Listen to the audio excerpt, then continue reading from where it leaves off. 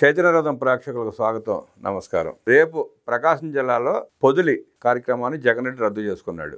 ఎందుకు రద్దు చేసుకున్నాడు, ఏమై ఉంటుంది తెలుసుకునే ప్రయత్నం చేద్దాం. విశ్లేషించడానికి మనతో పాటు సోషల్ యాక్టివిస్ట్ శ్రీలీల గారు ఉన్నారు. వారిని అడిగి మరిన్ని విశేషాలు తెలుసుకునే ప్రయత్నం చేద్దాం. నమస్తే. నమస్తే.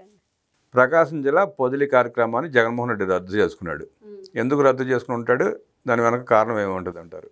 జగన్మోహన్ రెడ్డి 11 సీట్లు వచ్చాక ఏ విధంగా ఆయన మాట తీరు కానివ్వండి, ఆలోచన విధానం, చేసే పనులు ఎలా ఉంటున్నాయంటే గతంలో మనం చూసాం.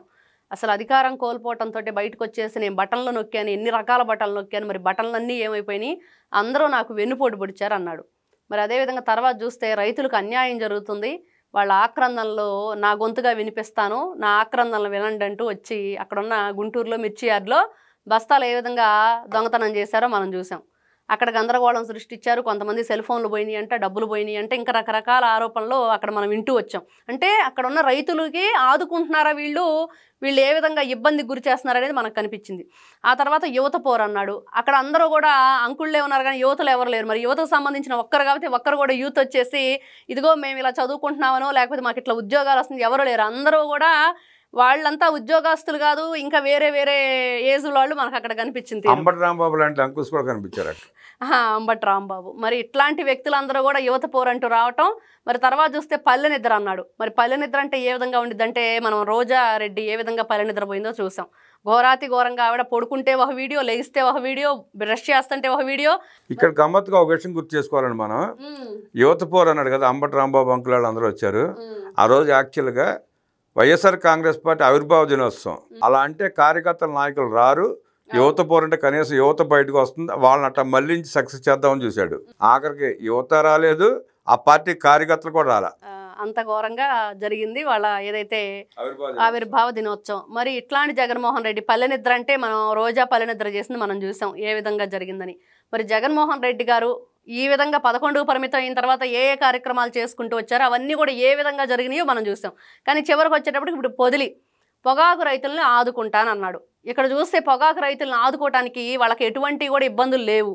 మరి అదేవిధంగా 12,000కు పై రేటుకే కొనాలి కానీ ఎక్కడ తక్కువ కొనడానికి వీల్లేదని చెప్పేసి ముఖ్యమంత్రి నారా చంద్రబాబు నాయుడు గారు ఆదేశాలు జారీ చేశారు. అక్కడ అన్ని చోట్ల కూడా రాష్ట్ర వ్యాప్తంగా పొగాకు కొనుగోళ్లు జరుగుతున్నాయి. మరి ఇంకా ఏ రైతు వచ్చి మొరపెట్టుకుంటాడు, ఏ రైతు వచ్చి ఈ రోజున పోరుకు రమ్మన్నా కూడా చెప్పు తీసుకొని తంతాను అనే పరిస్థితిలో ఉన్నారు రైతులందరూ కూడా వైఎస్ఆర్సీపీ పార్టీ వాళ్ళని.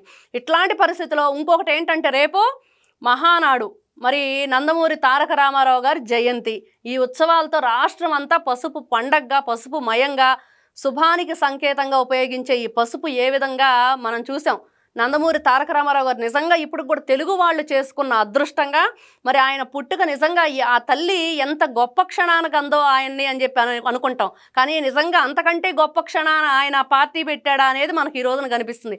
అట్లాంటి తెలుగు తమ్ముళ్ళని తట్టుకోలేక మరి భయభ్రాంతులు గురయ్యి జగన్మోహన్ రెడ్డి బయటకు వస్తే అరెస్ట్ చేస్తారు, లేకపోతే ఈ తెలుగు తమ్ముళ్ళ సైకిళ్ళ కింద నేను పడిపోయి నలిగిపోతానని భయంతోనే బయటకు రాలేదనేది ఈ రోజున మనకు ఖచ్చితంగా కనిపిస్తుంది. అందుకనే ఈ పొదిలి యాత్రని నేను చేయటం లేదు, మరి కాకపోతే వర్షాలు పడుతున్నాయేనో లేకపోతే వడగళ్ళు పడుతున్నాయేనో ఇట్లాంటి సాకులతోటి జగన్మోహన్ రెడ్డి వెళ్ళి తాడేపల్లి ప్యాలెస్లోనో బెంగళూరు ప్యాలెస్లోనో నక్కాడు. ఇదైతే ఇక్కడ అందరికీ అర్థమైన విషయం, అందరికీ అర్థమవుతున్న విషయం. ఇంతకంటే జగన్మోహన్ రెడ్డి వేరే అబద్ధాలు చెబితే ఎవ్వరూ కూడా నమ్మరు. ఇప్పుడు లక్షల మంది పాల్గొనే మహానాడేమో అద్భుతంగా జరుగుతూ ఉంది. వర్షం వచ్చినా తుఫాను వచ్చినా ఆగే పరిస్థితి లేదు. అలాగే పొదులు కార్యక్రమానికి జగన్ రెడ్డికి బాగా వస్తే 200 మంది 300 మంది వస్తారు. ఆయన పారిపోవటాన్ని ప్రజలు ఎలా ఏమనుకుంటున్నారు, మీరు ఎట్లా చూస్తారు? ఆయన ఫ్లైట్లో వెళ్తుంటేనే కింద ట్రాఫిక్ ఆపేసే రకం.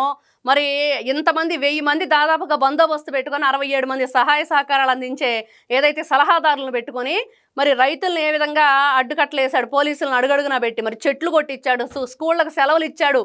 ఎక్కడా కూడా ఆయన వస్తుంటే ఎవరు కూడా చీమ కూడా చిట్టుకుమంటానికి లేదు అన్నట్లుగా చేసేవాడు. ఇట్లాంటి వ్యక్తికి ఇట్లాంటి జనంలోకి రావాలన్నా అదేవిధంగా లేని దాన్ని క్రియేట్ చేయటం. ఇక్కడ ఎవరికి కూడా అక్కడ ఎటువంటి సమస్యలు లేవు రైతులకి. మరి అట్లాంటి దాన్ని క్రియేట్ చేయాలంటే చాలా బందోబస్తుగా బలగంతో రావాలి. కాబట్టి అవన్నీ అయ్యేటట్లు ఈ రోజున కనిపించట్లేదు.